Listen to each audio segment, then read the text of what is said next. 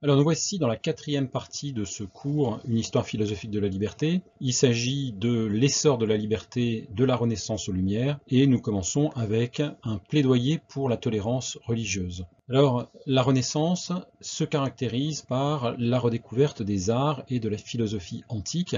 Elle marque un tournant majeur dans l'histoire de la pensée occidentale. Après un Moyen-Âge dominé par la religion, la Renaissance voit émerger un regain d'intérêt pour la science, les arts, la littérature. À la suite de cette Renaissance, eh bien, le mouvement des Lumières au XVIIIe siècle voit l'importance accordée à la liberté individuelle, à la raison, et des philosophes tels que Voltaire, Rousseau et Montesquieu s'opposent à l'absolutisme et plaident pour une société fondée sur la séparation des pouvoirs. Voltaire voit le commerce comme une sorte de religion pacifique et comme un vecteur de tolérance. D'abord, il fonde sa doctrine de la tolérance sur la conscience que nous avons d'être tous faillibles. Pardonnons-nous mutuellement nos bêtises, c'est la première loi de la nature, écrit-il. Voltaire considère qu'une société est d'autant plus libre et heureuse qu'elle est fondée sur le commerce, au sens de l'échange volontaire, et il prend comme exemple la bourse de Londres, où le juif, le mahométan, c'est-à-dire le musulman,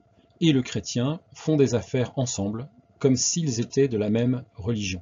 Alors, je cite Voltaire dans ses lettres philosophiques en 1734, dans la 6e lettre sur les presbytériens, voilà ce que dit Voltaire. Entrez dans la bourse de Londres, cette place plus respectable que bien des cours, vous y voyez rassembler les députés de toutes les nations pour l'utilité des hommes. Là, le juif, le mahométan et le chrétien traitent l'un avec l'autre comme s'ils étaient de la même religion, et ne donnent le nom d'infidèles qu'à ceux qui font banqueroute. Là, le presbytérien se fie à l'anabaptiste et l'anglican reçoit la promesse du quaker. Au sortir de ces pacifiques et libres assemblées, les uns vont à la synagogue, les autres vont boire, celui-ci va se faire baptiser dans une grande cuve au nom du Père par le Fils au Saint-Esprit, celui-là fait couper le prépuce de son fils et fait marmotter sur l'enfant des paroles hébraïques qu'il n'entend point, ces autres vont dans leur église attendre l'inspiration de Dieu, leur chapeau sur la tête, et tous sont contents. Donc Voltaire ici nous décrit avec humour et ironie le fait que dans la bourse de Londres, eh bien, les individus appartenant à des religions différentes s'entendent et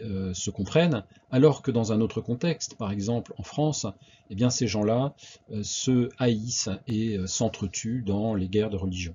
On peut résumer la doctrine de Voltaire sur le commerce en 3 points. Premièrement, le bonheur d'une nation nécessite une vie matérielle aisée qui favorise les arts. Deuxièmement, le luxe et le commerce sont garants des libertés, parce que comme on l'a vu, ils encouragent la coopération, le respect des opinions d'autrui et la tolérance. Et enfin, le commerce est bon, parce qu'il promeut des rapports civilisés et donc pacifiques entre les hommes. Alors un autre grand penseur des Lumières, c'est Turgot, Robert Anne Turgot, qui fut le ministre des Finances de Louis XVI. Et Turgot affirme que la vérité ne doit jamais être imposée. D'abord, il nous propose une définition de la tolérance et il dit « tolérer, c'est refuser d'employer la violence contre l'erreur ».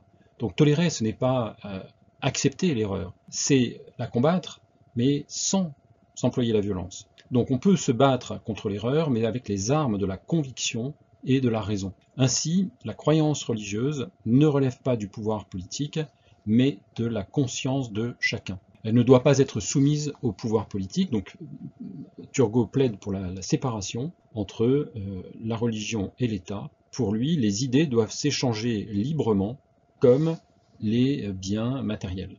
Alors Turgot s'efforça d'obtenir de Louis XVI la suppression de la formule « Je jure de supprimer l'hérésie » dans le serment prêté par le roi le jour du sacre. Et Turgot rappelle ainsi que le prince n'a aucun droit de juger ou de commander en matière de religion, car la conscience de chaque individu est souveraine. Ainsi, pour lui, être tolérant, ce n'est pas être hostile à la religion, c'est considérer que la croyance religieuse ne relève pas du pouvoir politique, mais de la conscience personnelle. Pour résumer et pour conclure, la vérité ne peut pas être imposée, sinon elle se corrompt.